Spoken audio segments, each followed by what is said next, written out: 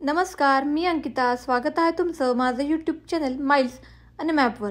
मला आणि माझे मिस्टर सौरभ आम्हाला दोघांनाही इतिहास आणि कला या दोन विषयांमध्ये विशेष असा रस आहे आणि हे दोन्ही एकत्र अनुभवायला आम्ही गेलो होतो शिकागोपासून 6 तासाच्या अंतरावर असलेलं ओहायो या राज्यातील क्लिव्हलंड शहरात. क्लिव्हलंड म्युझियम ऑफ आर्ट हे म्युझियम 1916 सालापासून क्लिव्हलंडमध्ये आहे आणि हे फक्त म्युझियम नाही तर जगभरातील प्राचीन संस्कृतीचं, कलेचं सजीव दर्शन होतं. साधारण हे संग्रहालय आज जगभरातल्या श्रेष्ठ आर्ट म्युझियमपैकी एक मानलं जातं. इथे 6000 वर्षांचा इतिहास एकत्र पाहायला आम्हाला मिळाला. अगदी प्राचीन इजिप्तपासून ते आधुनिक कलेपर्यंत प्रत्येक युग, प्रत्येक देश आणि त्यांच्या संस्कृती इथे जिवंतपणे उभ्या आहेत. हे म्युझियम अगदी फ्री आहे, म्हणजे इथे कोणीही माणूस येऊन हे म्युझियम बघू शकतो. तर आम्ही दोघांनी गाडी पार्किंगमध्ये पार्क करून म्युझियमच्या कॅम्पसमध्ये आलो. काय सुंदर दृश्य दिसत होतं. सगळीकडे हिरवेगार गालीचे, फुलांच्या बागा. आतमध्ये गेल्यानंतर सिक्युरिटी गार्डने आमची आणि सामानाची तपासणी केली.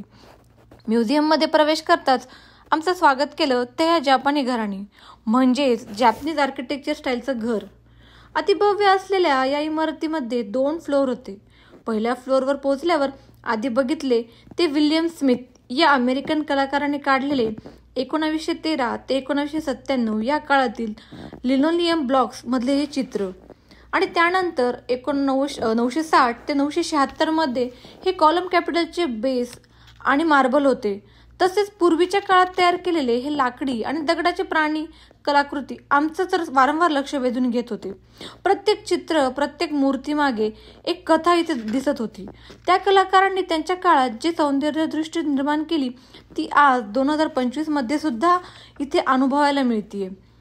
दुसऱ्या फ्लोअरवर गेल्यावर तिथे होतं ग्रीक, रोमन, इजिप्शियन, भारतीय आणि दक्षिण पूर्व आशियायन, मुघल, आधुनिक तसेच मध्ययुगातील कला संस्कृतीतील अनेक विविध चित्रशिल्पे जतन केलेली दिसत होती. ज्ञानाचा खजिना खुला झाल्यासारखे वाटत होते.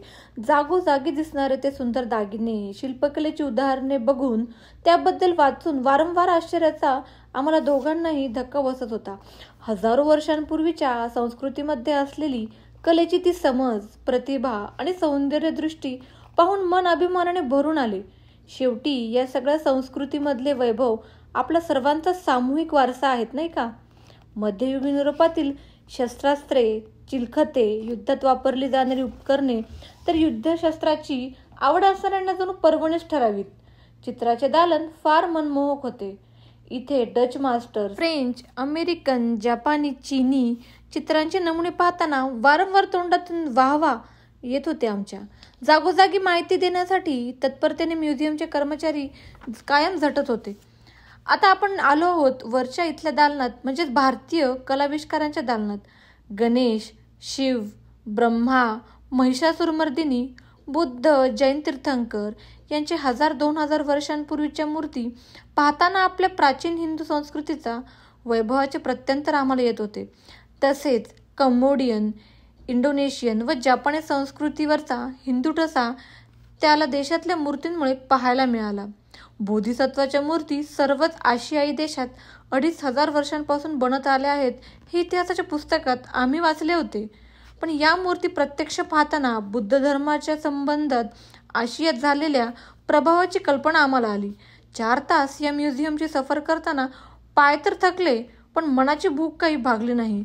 लक्षात आले हे काही 2-3 मिनिटात ऐकायचे फिल्मी गाणे नाही, तर 2-3 तास चालणारा बडा ख्याल आहे. इथे 2-3 दिवस सलग यायला पाहिजे होतं. आणखीन एक जाणवलेली गोष्ट म्हणजे इथल्या पर्यटकांची शांतपणे, अजिबात गोंगाटा न करता आणि तिथल्या वस्तूंना जराही हात न लावता व हानी न पोहोचवता कुतूहलतेने ज्ञान संपादन करण्याची त्यांची वृत्ती. किती भव्य दृष्टिकोन होता त्या कलाकारांचा. त्यांची साधने कमी पण काम अमर दिसत होते.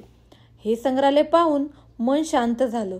मनातली सगळी धावपळ थांबली आणि एकच भावना उरली, कलेमुळे माणूस अमर होतो.